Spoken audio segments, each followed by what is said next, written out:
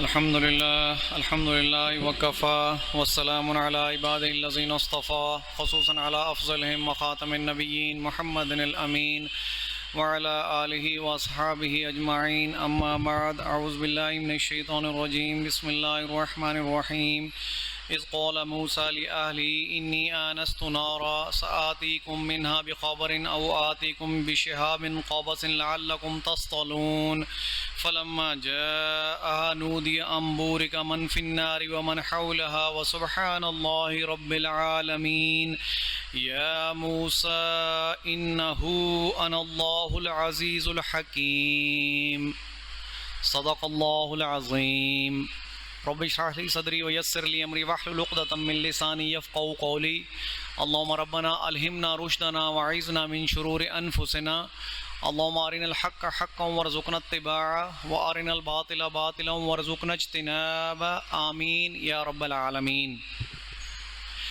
میرے محترم بھائیو بزرگوں دوستو، درس قرآن و درس حدیث کے ضمن میں سورۃ نمل کی چند آیات تلاوت کی ہیں۔ اللہ تبارک و تعالیٰ سے دعا ہے کہ مجھے خود سمجھنے، آپ کو سمجھانے اور آپ کو سمجھنے کی توفیق عطا فرمائے، آمین۔ پچھلے درس میں سورۃ لقمان کی چند آیات تلاوت کی تھیں، تصحیح کی غرض سے وہ دوبارہ پڑھ رہا ہوں آپ کے سامنے۔ وَلَقَدْ آتَيْنَا لُقْمَانَ الْحِكْمَةَ أَنِ اشْكُرْ لِلَّهِ وَمَنْ يَشْكُرْ فَإِنَّمَا يَشْكُرُ لِنَفْسِهِ وَمَنْ كَفَرَ فَإِنَّ اللَّهَ غَنِيٌّ حَمِيدٌ وَإِذْ قَالَ لُقْمَانُ لِابْنِهِ وَهُوَ يَعِظُهُ يَا بُنَيَّ لَا تُشْرِكْ بِاللَّهِ إِنَّ الشِّرْكَ لَظُلْمٌ عَظِيمٌ صدق اللہ العظیم۔ یہ آیات کچھ تصحیح کی غرض سے میں نے آپ کے سامنے دوبارہ پڑھ دی ہیں کہ اگر کسی درس میں کوئی لفظ کی اوپر نیچے یا چوک ہو جائے تو اسے اگلے درس میں دہرا دیا جاتا ہے۔ اللہ تعالیٰ مجھے آپ ہم سب کو اپنی رحمت سے معاف فرمائے۔ آج کی حدیث پاک جو میں آپ کے سامنے بیان کرنے لگا ہوں اس کے راوی ہیں ان ابو ہریرہ رضی اللہ تعالی عنہ قال رسول اللہ صلی اللہ علیہ وسلم، روایت کر رہے ہیں حضرت ابو ہریرہ رضی اللہ تعالی عنہ فرماتے ہیں کہ اللہ کے رسول صلی اللہ علیہ وسلم نے فرمایا اتدرون من المفلس، صحابہ سے حضور صلی اللہ علیہ وسلم کا یہ طریقہ کار تھا سیکھنے اور سکھانے کا کہ انٹریکٹیو سیشنز ہوا کرتے تھے۔ آپ صحابہ سے صلی اللہ علیہ وسلم کچھ پوچھا کرتے تھے، صحابہ کا آگے سے جواب ہوتا تھا کہ اللہ اور اس کے رسول صلی اللہ علیہ وسلم بہتر جانتے ہیں۔ پھر دوسری دفعہ پوچھا کرتے تھے، صحابہ کا پھر بھی یہی جواب ہوتا تھا کہ اللہ اور اس کے رسول صلی اللہ علیہ وسلم بہتر جانتے ہیں۔ لیکن جب تیسری بار پوچھا کرتے تھے تو صحابہ اپنی عقل، سوچ سمجھ اور صلاحیت کے مطابق کچھ جواب دے دیا کرتے تھے۔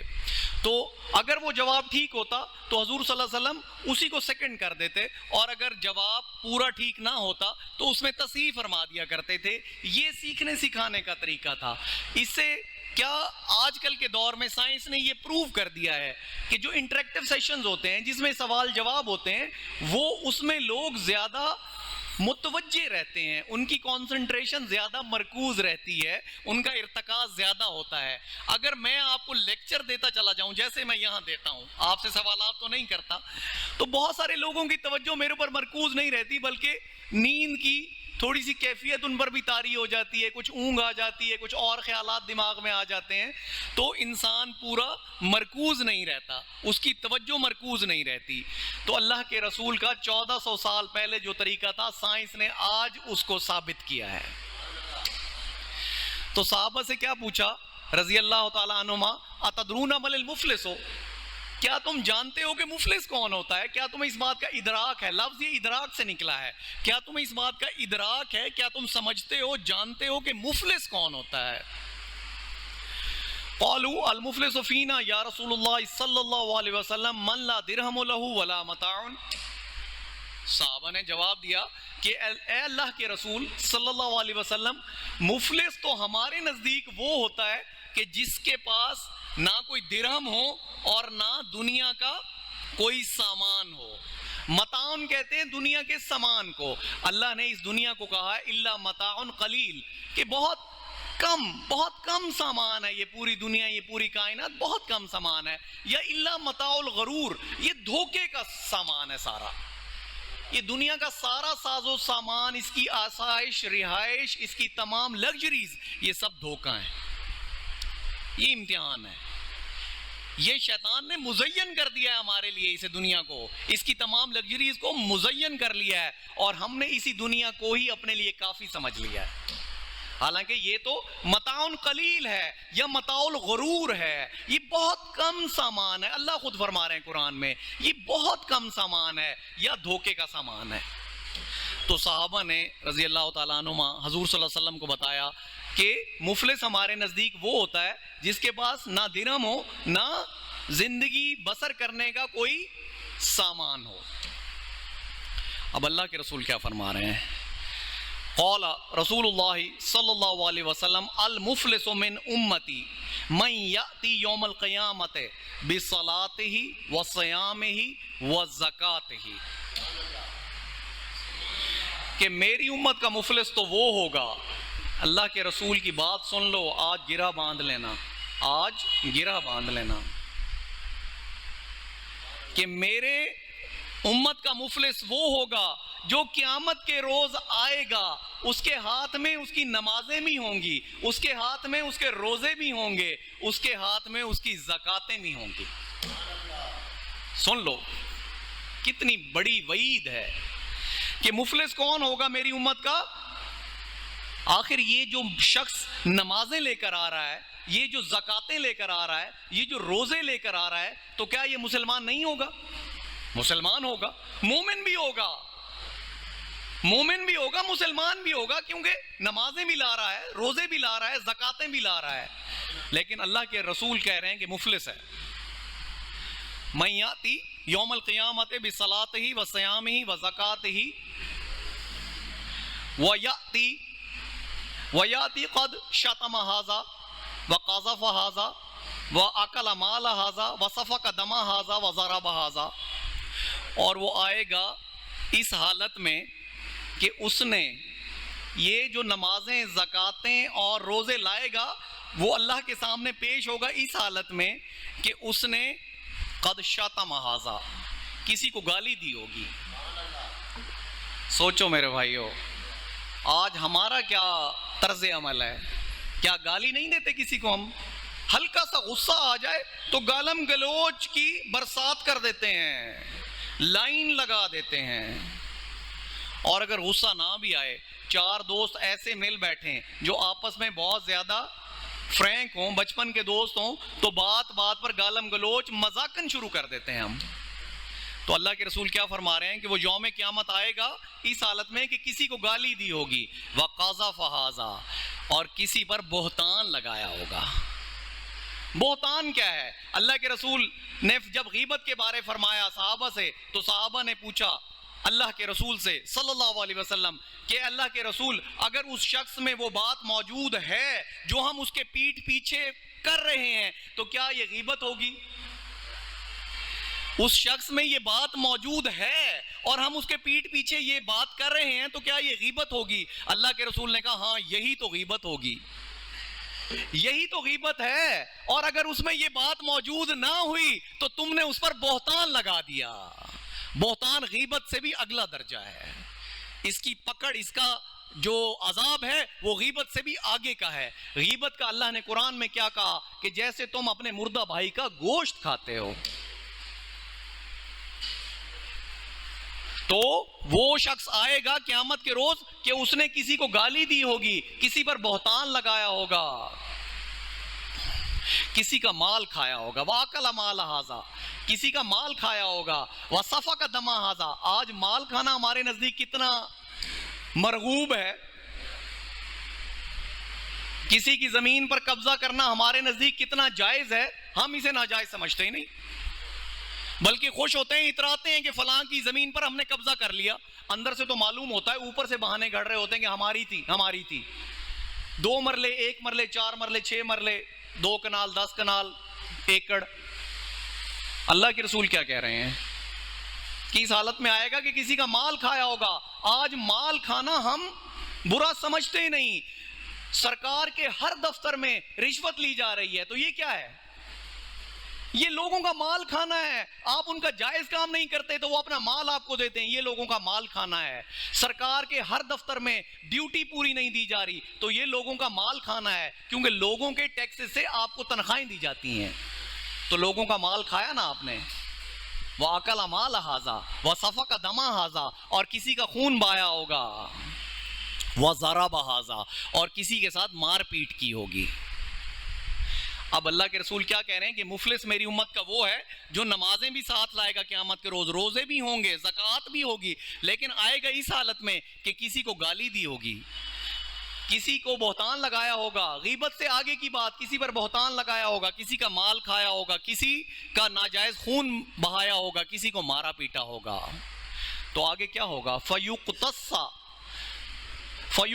هَذَا من حسناتہی ہذا ومن حسناتہی، تو اللہ کے رسول فرماتے ہیں تو اس کی نیکیاں جو اس کے پاس ہوں گی اس میں سے یہ تمام نیکیاں ایک ایک کر کے ان تمام لوگوں کو دے دی جائیں گی جن کے ساتھ یہ سب کچھ کیا ہوگا۔ جس کو گالی دی ہوگی اسے نیکیاں پہنچ جائیں گی، جس کی غیبت یا بہتان کیا ہوگا اس کو نیکیاں پہنچ جائیں گی، جس کا مال کھایا ہوگا اس کو نیکیاں پہنچ جائیں گی، جس کا خون بہایا ہوگا اس کو نیکیاں پہنچ جائیں گی، جس کو مارا پیٹا ہوگا اس کو نیکیاں پہنچ جائیں گی۔ قیامت کے روز کرنسی کیا ہے آپ کے پاس؟ قیامت کے روز آپ کے پاس کرنسی کیا ہے؟ لین دین کے لیے آپ کے پاس کیا چیز ہے؟ میں نے آپ کو بتایا تھا کہ قیامت کے روز ایک ہی چیز آپ کے پاس لین دین کے لیے ہے، وہ آپ کے اعمال ہیں، چاہے اچھے چاہے برے،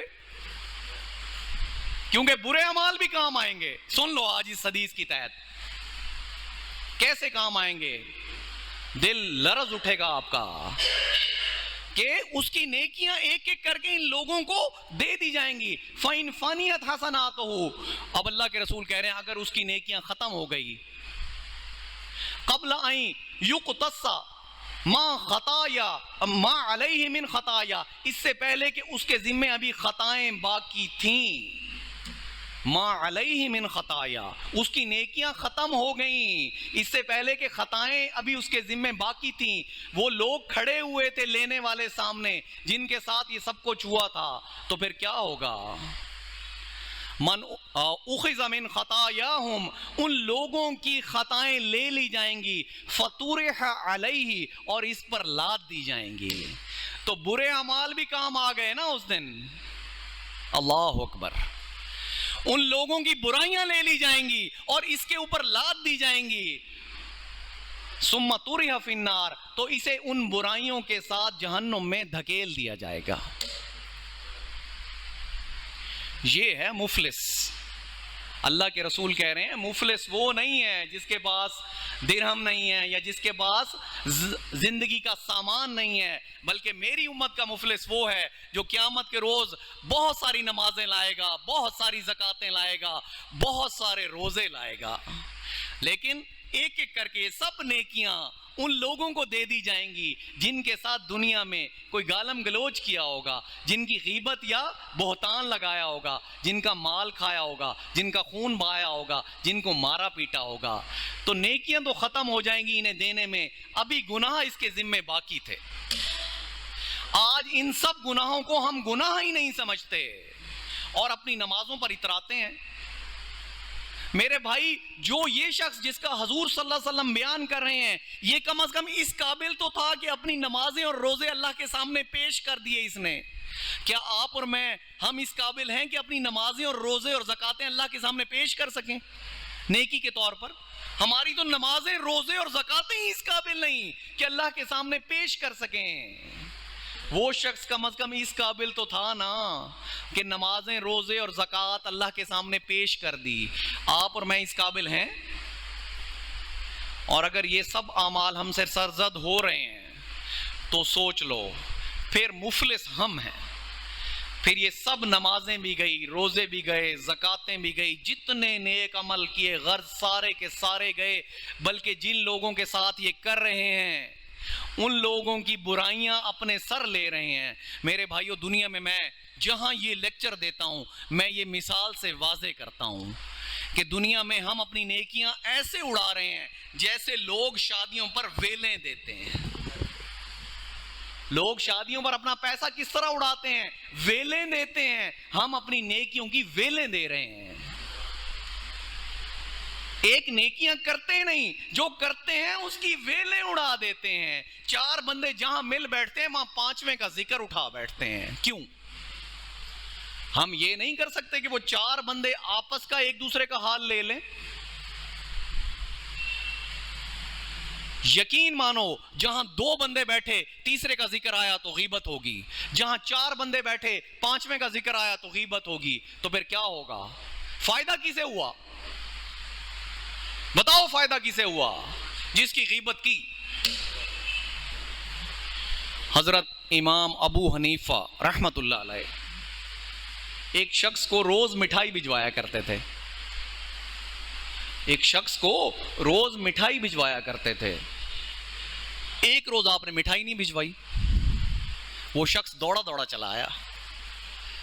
کہا امام صاحب روز مٹھائی آتی تھی، آج مٹھائی نہیں آئی.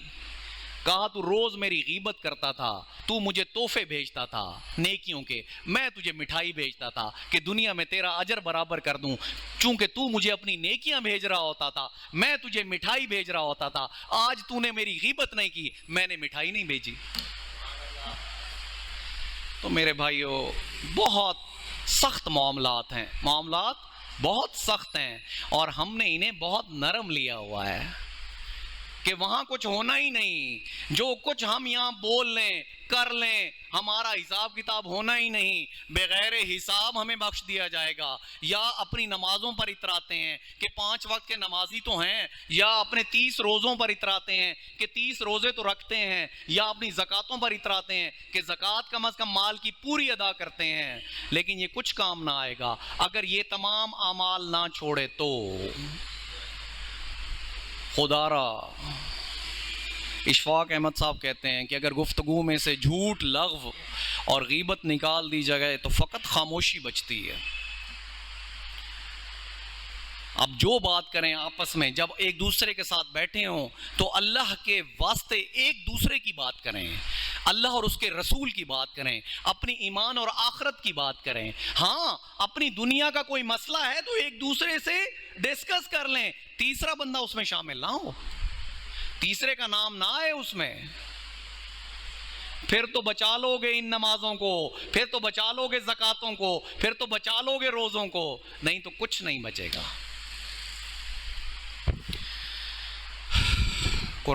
درس قرآن کا آغاز کرتے ہیں. بہت خوبصورت یہ حدیث پاک تھی. جب میں نے پڑھا تو خود میں بھی دہل گیا تھا کہ آج ہم جی کیسے رہے ہیں، کر کیا رہے ہیں. آج ہمارے پاس اور کچھ کرنے کو نہیں تو غیبت کرنے کو بہت کچھ ہے. آج ہمارے پاس اور کچھ کرنے کو نہیں تو غیبت کرنے کو بہت کچھ ہے. تو اللہ تعالیٰ مجھے آپ کو ان تمام بیماریوں سے محفوظ رکھے. یہ روحانی بیماریاں ہیں، اللہ تعالیٰ ہمیں ان سے شفا یاب کرے. سورۃ نمل میں حضرت موسیٰ کا واقعہ آتا ہے، بہت خوبصورت واقعہ ہے. موسیٰ کلیم اللہ علیہ السلام اللہ سے کلام کرتے تھے. سن لیجئے درجہ کیا ہے حضرت موسیٰ علیہ السلام کا. اذ قال موسیٰ لأہلہ انی آنست نارا. یہ آیت جب ہے تو اس کا مطلب اس آیت سے یہ دلالت ملتی ہے کہ حضرت موسیٰ سفر کر رہے تھے. سفر بھی رات کا تھا اور رات بھی تاریک تھی. کیوں؟ حضرت موسیٰ کہتے ہیں کہ جب موسیٰ نے کہا اپنے گھر والوں سے انی آنست نارا، میں نے ایک آگ دیکھی ہے، سآتیکم منہا بخبر او آتیکم بشہاب قبس لعلکم تصطلون، قریب ہے کہ میں لے آؤں وہاں سے کوئی خبر تمہارے لیے یا کوئی دہکتا ہوا انگارہ تاکہ تم آگ تاپ سکو. تو اس آیت سے ہمیں دلالت کیا ہوتی ہے کہ راستہ انجان تھا، راستہ بھٹکے ہوئے تھے، رات تاریک بھی تھی اور سرد بھی تھی. یہ واقعہ ہے حضرت موسیٰ کا جب مدین سے واپس مصر جا رہے ہیں. ان کی زوجہ محترمہ ساتھ ہیں تو رات تاریک بھی ہے، راستہ بھٹکے ہوئے بھی ہیں، رات سرد بھی ہے. اور اس آیت سے یہ بھی دلالت ملتی ہے کہ راستہ بھی صحرائی تھا، کیونکہ صحرا میں جو ٹھنڈ ہوتی ہے وہ بہت زیادہ ہوتی ہے، تو اپنی بیوی کو کیا کہتے ہیں کہ میں نے ایک آگ دیکھی ہے تو قریب ہے کہ میں وہاں سے لے آؤں تمہارے لیے کوئی خبر کیا لانی تھی کہ راستے کی رہنمائی مل جائے، یا کوئی دہکتا ہوا انگارہ لے آؤں تاکہ تم ہاتھ تاپ لو، اس سے کچھ گرمی حاصل کر سکو، لعلکم تصطلون۔ فلما جاءها، تو پس جب وہ وہاں پہنچے، حضرت موسیٰ اس آگ کے قریب پہنچے، نودیا، پکارا گیا۔ قاری صاحب بھی آپ کو پکارتے ہیں، وَإِذَا نُودِيَ لِلصَّلَاةِ مِن يَوْمِ الْجُمْعَةِ فَاسْعَوْا إِلَىٰ ذِكْرِ اللَّهِ وَذَرُوا الْبَيْعَ۔ یہ نودیا وہی لفظ ہے جو یہاں ہے کہ جب تمہیں پکارا جائے جمعے کی نماز کے لیے۔ قاری صاحب پکارتے ہیں نا، اذان دیتے ہیں پہلی، اور ہر خطبے میں یہ آیت پڑھتے بھی ہیں، وَإِذَا نُودِيَ لِلصَّلَاةِ مِن يَوْمِ الْجُمْعَةِ، کہ جب تمہیں جمعے کی نماز کے لیے پکارا جائے تو کیا کرو، فَاسْعَوْا إِلَىٰ ذِكْرِ اللَّهِ، اللہ کے ذکر کی طرف دوڑ پڑو۔ میرے بھائیو، چلنے کا نہیں کہا، ہم تو سستی سے اٹھ رہے ہوتے ہیں، آہستہ آہستہ قدم لیتے ہوئے کہ چلو نماز قریب آ جائے تو پہنچ جائیں گے۔ اللہ کیا فرما رہے ہیں، تو دوڑ پڑو اللہ کے ذکر کی طرف، وَذَرُوا الْبَيْعَ، اور تجارت کو چھوڑ دو، تجارت کو چھوڑ دو۔ تو یہی نودیا، اس لفظ سے میرے ذہن میں وہ آیت آ گئی جو قاری صاحب آپ کو ہر جمعے میں خطبے میں سناتے ہیں۔ جو جمعے کے خطبات ہیں، کبھی اللہ تعالیٰ نے مجھے توفیق دی تو ان دونوں کا ترجمہ و تفسیر بھی آپ کو بتاؤں گا، تاکہ جب آپ قاری صاحب کا خطبہ سنیں تو آپ کو یہ سمجھ بھی آئے کہ قاری صاحب کیا رہے ہیں۔ تو جب حضرت موسیٰ اس آگ کے قریب پہنچے، نودیا، پکارا گیا، کہیں سے پکارا گیا، امبورکا من فی النار ومن حولہا، کہ بہت بابرکت ہے موسیٰ جو یہ آگ ہے اور جو اس کے ارد گرد ہے، وہ بہت بابرکت ہے۔ پکار آئی، تاریک رات، سرد رات، ایک آگ ہے تو جب قریب پہنچتے ہیں تو پکار آتی ہے کہ اے موسیٰ بہت بابرکت ہے یہ آگ بھی اور جو کچھ اس کے ارد گرد ہے۔ کیا ہے؟ وَسُبْحَانَ اللَّهِ، اور اللہ پاک ہے جو کہ رب العالمین، تمام جہانوں کا رب ہے۔ یا موسیٰ، اے موسیٰ، اِنَّهُ أَنَا اللَّهُ الْعَزِيزُ الْحَكِيمُ، یہ میں اللہ ہوں۔ یہ جو آگ ہے اور اس کے ارد گرد ہے، اللہ خود فرما رہے ہیں کہ موسیٰ یہ میں اللہ ہوں جو کہ العزیز بھی ہے، الحکیم بھی ہے۔ سوچو تو صحیح میرے بھائیو، تاریک سرد رات ہے، آگ ہے، پکار کیا آتی ہے کہ جو کچھ آگ میں ہے، جو اس کے ارد گرد ہے، بہت بابرکت ہے۔ اور اللہ آگے کیا فرماتے ہیں، اِنَّهُ أَنَا اللَّهُ، بے شک میں اللہ ہوں، العزیز ہوں، الحکیم ہوں۔ سوچو تو صحیح حضرت موسیٰ کے درجات، اور پھر سوچو محمد رسول اللہ صلی اللہ علیہ وسلم کے درجات۔ کس کے امتی ہو؟ محمد مصطفیٰ، احمد مجتبیٰ، تو آپ کے درجات کیا ہوں گے جو سردار ہیں تمام نبیوں کے۔ وقت ختم ہو چکا، درخواست ہے آپ سے کہ وقت پر تشریف لایا کریں تاکہ اس قرآن سے لطف اندوز ہو سکیں۔ اس سے بہتر کوئی کتاب دنیا میں نہ آئی نہ آئے گی۔ وآخر دعوانا ان الحمدللہ رب العالمین۔